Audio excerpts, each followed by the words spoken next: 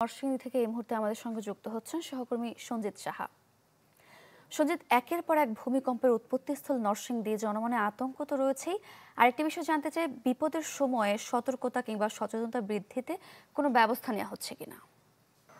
শারিকা, আপনি জানেন যে পরপর নরসিংদীতে ৩ বার ভূমিকম্প হয়েছে। সে কারণে কিন্তু জনমনে বেশ আতঙ্ক সৃষ্টি হয়েছে এবং গত রাতে কিন্তু আপনার সাধারণ মানুষ যারা রয়েছে যে চতুর্থবারের মতো পুনরায় ভূমিকম্প হবে সেই কথা ভেবে কিন্তু মানুষজন কিন্তু রাত ১১টা থেকে ১২টা পর্যন্ত কিন্তু মানুষজন বাড়ি ঘর ছেড়ে কিন্তু খোলা আকাশের নিচে বেশ কিছুক্ষণ অবস্থান করেছিল।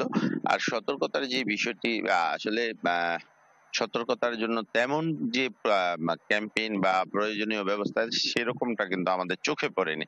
তবে সাধারণ মানুষ আসলে সতর্কতার জন্য আপনি জানেন যে ভূমিকম্প হলে অনেকেই কিন্তু খোলা আকাশের নিচে অবস্থান নেয়, বা যারা বাসা বাড়ি বিল্ডিং এ থাকে তারা কিন্তু শক্ত যে মজবুত পিলার আছে সেই পিলারের নিচে কিন্তু অবস্থান নেয়।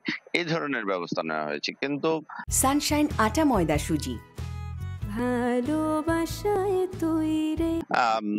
এর বাইরে অন্যান্য কোনো সচেতনতা বা এইরকম কোনো ব্যবস্থা আমাদের চোখে পড়েনি। আর আপনি জানেন গত ২ দিনে পরপর ৩ বার এই ভূমিকম্প হওয়ার পর কিন্তু মানুষের মধ্যে যে আতঙ্ক সেটা অনেক গুণ বেড়ে গেছে এবং সর্বশেষ এই আতঙ্কটা কালকে যখন ৬টার পরে যে ভূমিকম্পটা হলো সেটার পরে কিন্তু আরো বেড়ে গেছে।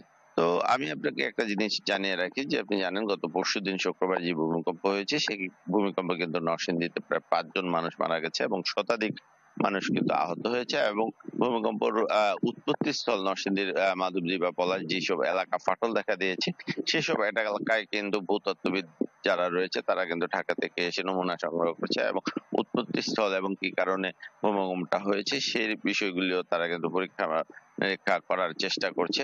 তো সব মিলিয়ে যদি বলতে চাই যে আসলে সচেতনতা, প্রাকৃতিক দুর্যোগ থেকে কিন্তু বাঁচার জন্য সচেতনতা নিজেদেরই নিতে হবে।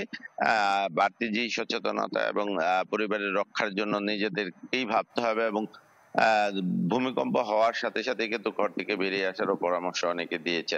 তো এই ছিল সর্বশেষ অবস্থা, সারিকা। সঞ্জিত, ধন্যবাদ আপনাকে।